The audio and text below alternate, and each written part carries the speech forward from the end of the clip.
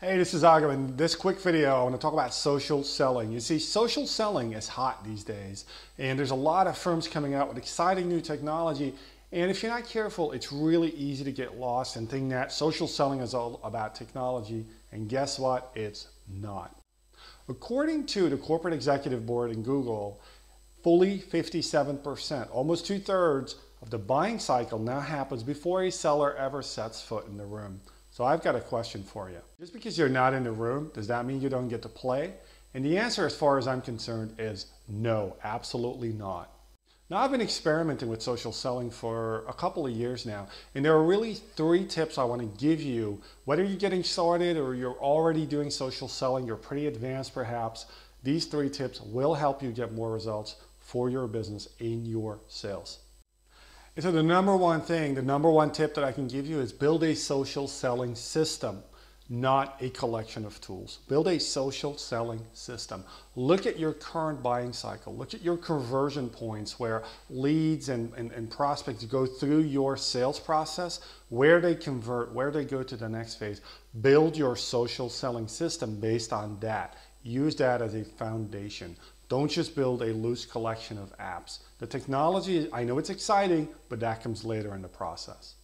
The number 2 tip is, I find that there's a lot of talk about social selling when it comes to lead generation. Things like using social networks to strike up conversations, reach out to potential leads, etc., etc.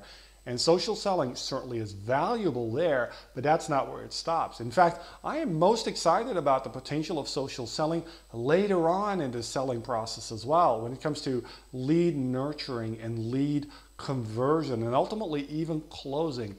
I use social selling and social selling tools extensively throughout the entire sales cycle, from really lead generation and the first contact all the way to the close. And the 3rd tip I want to give you is, before you get started, analyze that sales process, analyze that buying cycle, decide where to focus, what are your key conversion points.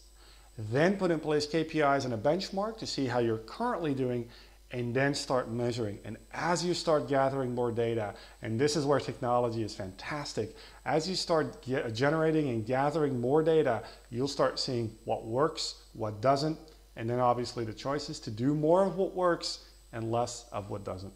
So there you go, 3 quick tips to leverage the power of social selling for your business, for your sales.